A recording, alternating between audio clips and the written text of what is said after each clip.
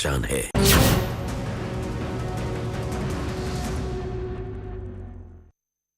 नमस्कार, स्वागत है आपका। आपके साथ में हूं अमित गर्ग शुक्ला। जो देश विरोधी नारे लगाए वो कांग्रेस को भाए, ये सवाल बीजेपी पूछ रही है।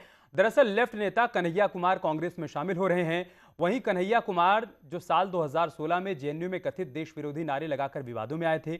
बीजेपी कह रही है कि कांग्रेस अब देश के टुकड़े करने वाले गैंग के भरोसे है, जबकि कांग्रेस ये कह रही है कि जो युवाओं की बात करे, वंचितों की बात करे, कांग्रेस पार्टी में उसका स्वागत है।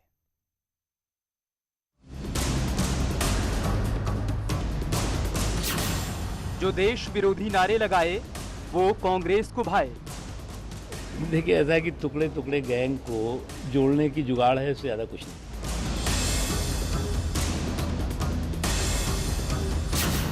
कांग्रेस का हाथ लेफ्ट वाले कन्हैया के साथ।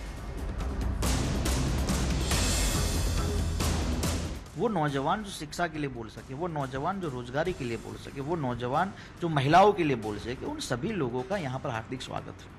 और राहुल जी के नेतृत्व में वो नौजवान जो कांग्रेस पार्टी में आकर इस देश की सेवा करना चाहते हैं, उन सभी लोगों का हम हार्दिक स्वागत करते हैं। डूबती कांग्रेस को अफजल प्रेमी गैंग का सहारा।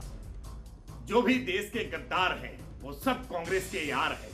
आज ये फिर सफल साबित हो रहा है नारा।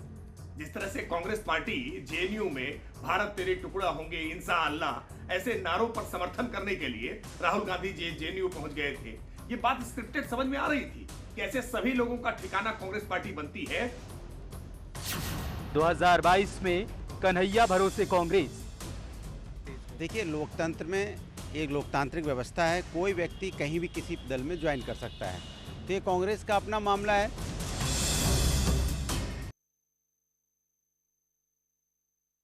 और इस मसले पर चर्चा करने के लिए हमारे साथ खास मेहमान भी जुड़ चुके हैं। डॉक्टर समीर सिंह हमारे साथ हैं, प्रवक्ता हैं भारतीय जनता पार्टी के।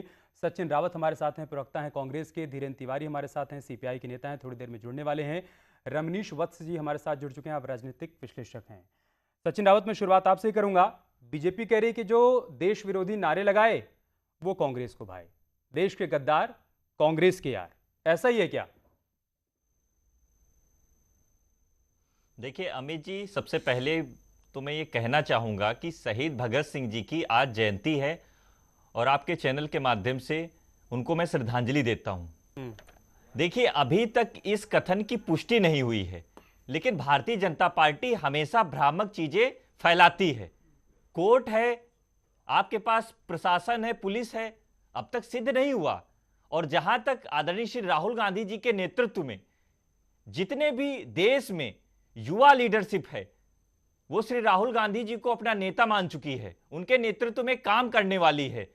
जिस तरह से कन्हैया ने हमेशा भारतीय जनता पार्टी का जो कुशासन रहा है, मोदी सरकार ने हमेशा जो युवा विरोधी जो चेहरा लगातार दिखाया है, उसको उठाते हुए, लामबंद होते हुए उसने निरंतर जो है सरकार पर हमला बोला। वो हमला भारतीय आप पर भी जनता तो पार्टी उसको देशद्रोही बोल देती है। वो हमला आप पर भी तो बोलते थे ना सचिन रावत। देखिए, भारतीय जनता पार्टी, देखिए कन्हैया कुमार की जहां तक बात है, कन्हैया कुमार को हम पर्सनली जानते हैं, जेएनयू के अध्यक्ष रहे। लेकिन जेएनयू में जब भी उन्होंने अपना कार्यकाल पूरा किया, उन्होंने हमेशा युवाओं की लड़ाई, उन्होंने हमेशा ऐसे मुद्दे के लिए लड़ाई लड़ी जो सेकुलरिज्म को बात होती है। आज की डेट में अगर कन्हैया ज्वाइन हो रहे हैं, जिग्नेश ज्वाइन हो रहे हैं, तो भारतीय जनता पार्टी को डर लग गया है। आज तो मैं कहना चाहता हूं कि देश तो आपके में नेताओं को भी लग रहा है ना सचिन रावत, युवा ही देश डर तो की आपके नेताओं को भी लग रहा है, बदल सकता है। मनीष और तिवारी आज ने की डेट में मनीष तिवारी ने ट्वीट किया है, भ्रष्टाचार, मनीष तिवारी ने ट्वीट किया है और क्या लिखा है वो हम आपको बताते हैं। मनीष तिवारी लिख रहे हैं कि दरअसल कांग्रेस पार्टी को कम्युनिस्ट इन कांग्रेस किताब पढ़नी चाहिए, जो एक समय हो चुका है, कहीं वो दोबारा तो नहीं होने जा रहा है। मनीष तिवारी को भी तकलीफ हो रही ना, आप बीजेपी की बात कर रहे हैं। देखिए, जहां तक अमित जी, मैं मनीष जी की जो बात पे उस पर अपनी टिप्पणी नहीं देना चाहता हूं कि मनीष जी का अपना विवेक हो सकता है। अरे गजब हाल है। लेकिन देश में जिस तरह से आप आज तो कह रहे मतलब भ्रामक कहने का मतलब चीजें फैलाई जा रही भारतीय जनता पार्टी के द्वारा, मनीष तिवारी की बात पर आप रिएक्शन नहीं देंगे, ये कहना चाहते हैं? देखिए क्या है, देखिए जो भी ऐसे नेता बयान देते हैं उनका मत हो सकता है, लेकिन आज की डेट में अगर कन्हैया, जिग्नेश मेवाड़ी या और नेता कांग्रेस पार्टी में शामिल हो रहे हैं, ये सिर्फ और सिर्फ राहुल गांधी जी को अपना नेता मान करके जो लगातार भारत देश में फिरका परस्त सवाल हैं, पूछा ना कि बीजेपी को दिक्कत क्यों हो रही है। बीजेपी के प्रवक्ता हमारे साथ जुड़ने वाले, उनसे सवाल हम करेंगे, लेकिन उससे पहले रमनीश जी, ले जाने का काम ये जो कांग्रेस पार्टी का लेफ्ट टर्न है सर, इसे आप राइट टर्न के तौर पर देख रहे हैं या रॉन्ग टर्न के तौर पर देख रहे हैं रमनीश जी?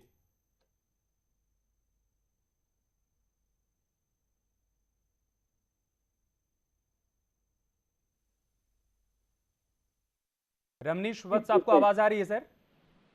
जी जी जी, आ रही है। हाँ सर, मेरा सवाल ये है कि कांग्रेस पार्टी का जो लेफ्ट टर्न है, कन्हैया कुमार अब कांग्रेस में आ रहे हैं, ये आप राइट टर्न के तौर पर देख रहे हैं, रॉन्ग टर्न के तौर पर देख रहे हैं? जैसा कि मैंने अमित जी, मैं बताऊं इसमें राइट और रॉन्ग तो समय ही बतलाएगा, लेकिन अभी हालिया जो स्थिति है कांग्रेस की, मैं इतना ही आपको बता दूं कि अभी जो आप देखेंगे जितने सारे युवा नेता, चाहे ज्योतिरादित्य सिंधिया हों, चाहे मिलिंद देवरा हों, और आपने देखा कि आप असम की नेता हों, बहुत सारे ऐसे जो युवा नेता जो राहुल गांधी के पाले में जो थे नेता, वो सारे के सारे जा रहे हैं। आज कांग्रेस के पास ना तो नीति है और ना तो नेता है, और नेता और नीति दोनों नहीं होगा तो राजनीति कैसे करेंगे ये? लेकिन ये राजनीति तो करनी है, तो इसलिए वामपंथी, आप बताइए कि सीपीआई में जो हारा हुआ नेता कन्हैया कुमार, जिसको बुरी तरह से बेगूसराय में गिरिराज सिंह ने हराया, और आज उसको वो कहाँ जाना चाहता है? राहुल गांधी के पाले में। क्यों आखिर राहुल गांधी, आप बताइए कि शर्जिल इमाम जैसे लोगों को स्पॉन्सर करना चाहते हैं? जिग्नेश मेवानी जो एक विंडो में सचिन रावत को भी लाइए। जाति की बात करता है। मैं कन्हैया कुमार की बात करूं तो कन्हैया कुमार किस रूप में जग जाहिर है? कन्हैया कुमार वही नेता है ना जो जब नारे 2010 में लगाए जा रहे थे, उस समय कन्हैया कुमार क्या कह रहे थे? कन्हैया कुमार के मैंने नारे नहीं लगाए।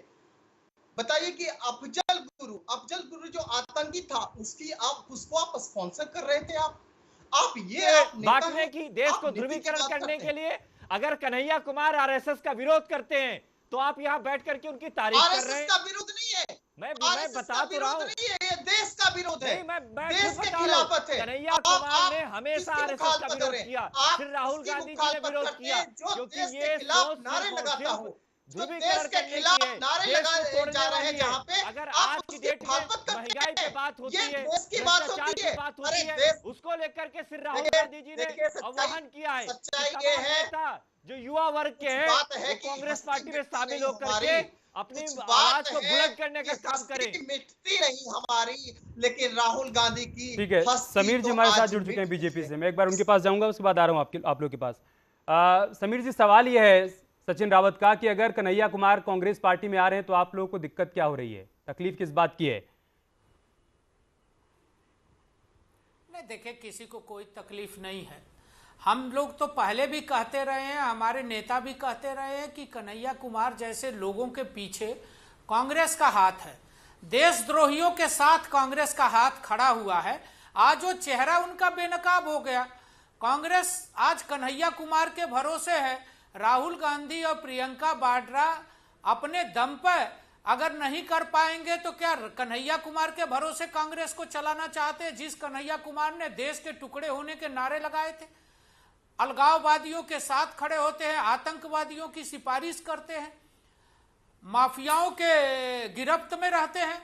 कांग्रेस का अपना वजूद है, कांग्रेस अपने निर्णयों पर काम करती है, और कांग्रेस कन्हैया कुमार को लेना चाहती है, उमर खालिद को लेना चाहती है, ले ले, कन्हैया कुमार को ले ले, किसी को भी ले ले, हमें कोई आपत्ति नहीं है। ये पिटे हुए लोग हैं, ये थके और हारे लोग हैं। इनको स्टूडेंट पॉलिटिक्स का आइकॉन बताने वाले लोग पहले अपनी पार्टी के बारे में हार्दिक पटेल कह रहे हैं समीर जी, कुमार को हार्दिक पटेल कह रहे हैं कि बीजेपी धर्म और जात के नाम पर टुकड़े टुकड़े करती है, हम और कांग्रेस पार्टी टुकड़े टुकड़े की बात नहीं करती है। ये हार्दिक पटेल का आरोप है आप लोग के ऊपर। नहीं, हार्दिक पटेल भी अमित जी, हमारा भी सवाल ले लीजिए। आ रहा हूं सचिन जी, आ रहा हूं, जवाब दे पाए। देखिए, ये थके हारे लोग हैं। उत्तर प्रदेश और देश की जनता जानती है कि इनके मंसूबे क्या हैं और कांग्रेस के मंसूबे क्या हैं।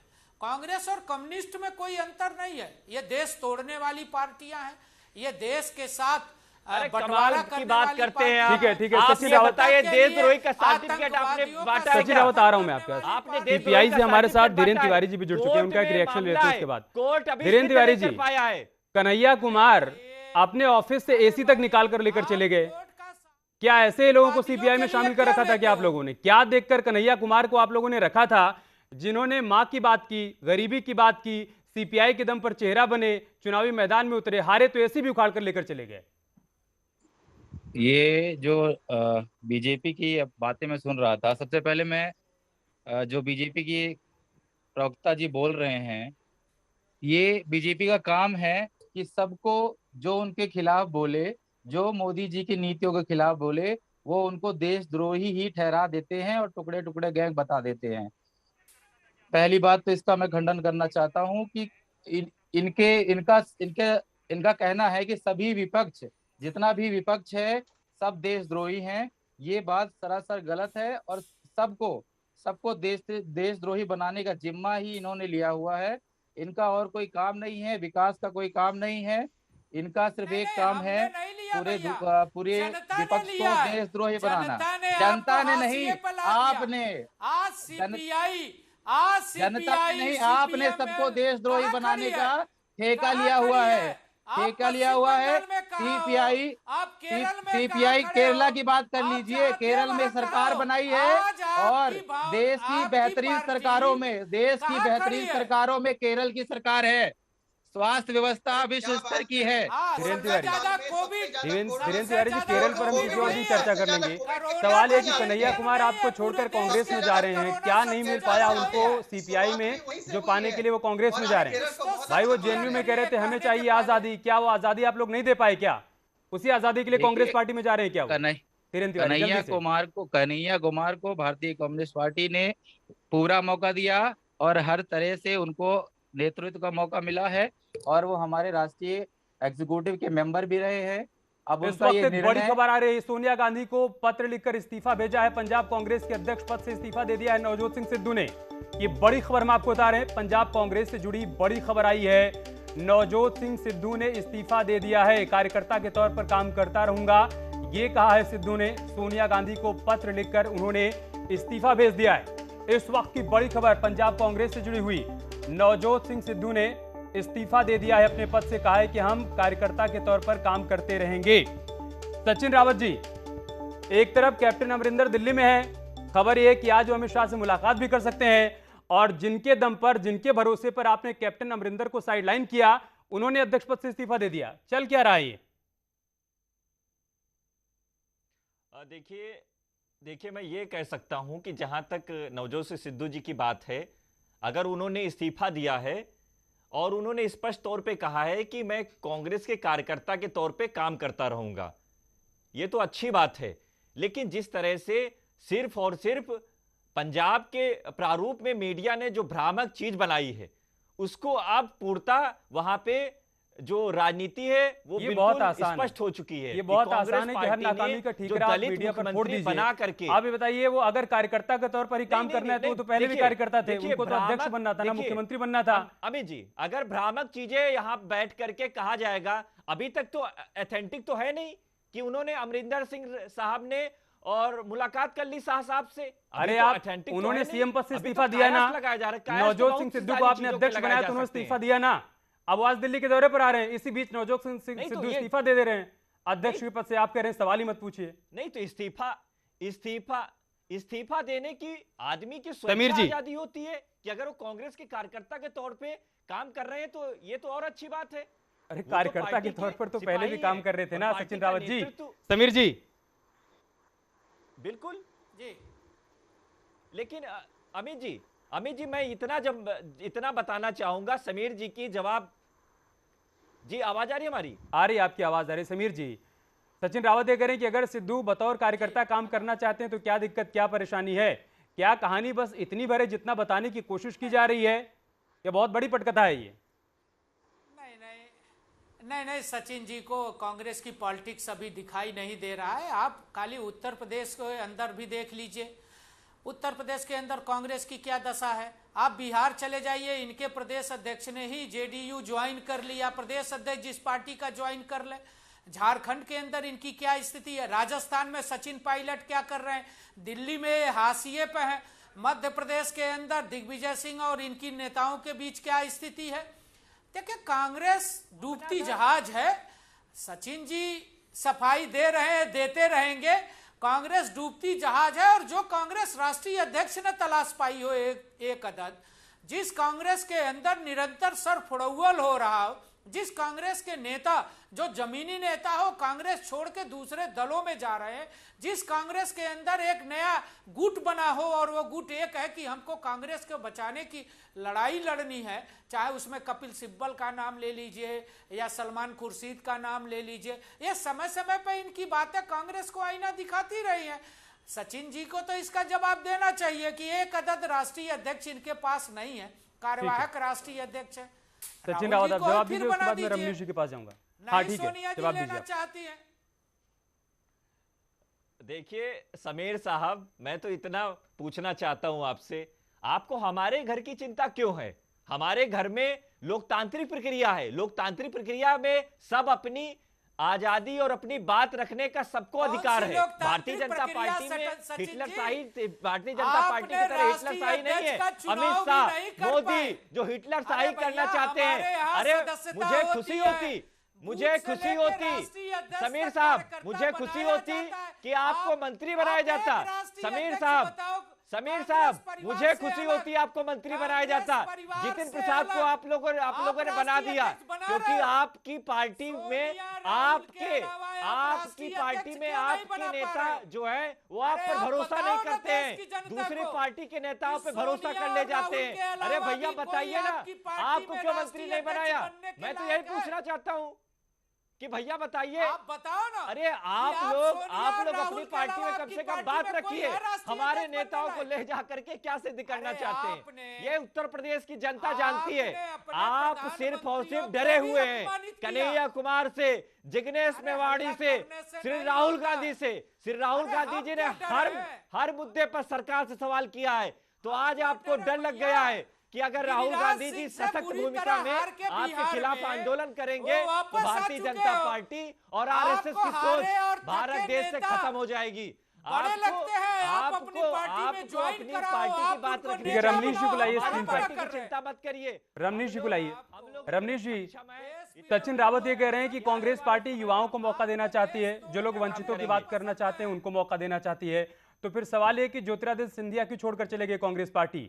सवाल यह है कि जिस तरीके से लगातार ये खबरें आ रही हैं, बताइए नवजोत सिंह सिद्धू ने इस्तीफा दे दिया, इसके अलावा जितिन प्रसाद वो कांग्रेस पार्टी छोड़कर चले आए, अभी हाल फिलहाल में ललितेश त्रिपाठी, इतने सालों से उनका परिवार कांग्रेस पार्टी का हिस्सा रहा है, उन्होंने कांग्रेस पार्टी छोड़ दी। तो युवाओं को मौका दे रहे हैं, तो फिर युवाओं का मोहभंग क्यों हो रहा है? बिल्कुल, पार्टी से मोहभंग होने का सबसे बड़ा कारण है अमित जी, पार्टी में नीतिगत नेता कोई रह नहीं गए हैं। आप कोई आइडियोलॉजी नहीं कांग्रेस में रह गई है। कांग्रेस में आप बताइए, शोषितों और वंचितों की बात करते हैं, युवाओं की बात करते हैं, तो मैं इस बात का जवाब मैं चाहता हूं कांग्रेस के प्रवक्ता दें कि आप ये बताइए कि आजादी से लेकर के आज तक शोषितों और वंचितों के लिए आपने क्या किया? आपने सिर्फ जाति और धर्म के नाम पे आपने सिर्फ और सिर्फ वोट की राजनीति करी। यदि आपने राजनीति नहीं करी तो हमारा विकास क्यों नहीं हुआ? आखिर आज विकास यदि हो रहा है, कहीं प्रोजेक्ट लगाए जा रहे हैं, तो आप वहां पे जाकर के अरंगा लगा देते हैं। आप कन्हैया कुमार और जिग्नेश मेवानी जैसे नेताओं को खड़ा कर देते हैं, ताकि आपको देश के खिलाफ नारे लगाने वाला कोई तो चाहिए, पाकिस्तान परस्त नेता तो कोई चाहिए, तालिबानों को कोई सपोर्ट करने वाला तो चाहिए। ऐसे लोग आप चाहते हैं? आप चाहते हैं निजाम की सरकार यहाँ पे आ जाए? आप ऐसा चाहते हैं? आप क्या बात करते हैं? आप बात करते हैं सचिन रावत को विंडो में लाइए। को क्यों नहीं संभाल लिया? राजस्थान में सचिन पायलट को आप क्यों नहीं संभाल पाए? कैप्टन अमरिंदर सिंह जो पंजाब में, अमित जी मैं इस पे जवाब दे दूं जी। कैप्टन अमरिंदर सिंह जी, अमित जी मैं इस पे जवाब दे दूं जी। सचिन रावत दीजिए आप जवाब दीजिए की बात का मैं जवाब दे दूं। आपने देखिए अमित जी, मुझे लग रहा है कि आपने रमनीश वत्स जी के कोड करके लिखा है राजनीति विश्लेषक। आज तो इनको लिखना चाहिए था आरएसएस के विचारक, ठीक है, क्योंकि जिस तरह से आप बात कर रहे हैं, बायस जो करके बात कर रहे हैं, आप अगर राजनीति विश्लेषक राइट टर्न होगा या रॉन्ग टर्न होगा, ये आने वाला समय बताएगा। बहुत शुक्रिया आप सभी का हमारे साथ जुड़ने के लिए और इस बड़ी खबर का हिस्सा बनने के लिए। और बात करते हैं मिशन साहस की। न्यूज़ 18 की खास मुहिम मिशन साहस के जरिए स्टार्टअप को आगे बढ़ाने के बेहतरीन टिप्स साझा करेंगे बड़ाबिजनेस.com के CEO डॉक्टर विवेक चंद्रा। इस श्रृंखला में डॉक्टर विवेक चंद्रा से जानिए कैसे अपने स्टार्टअप को ब्रांड बनाएं।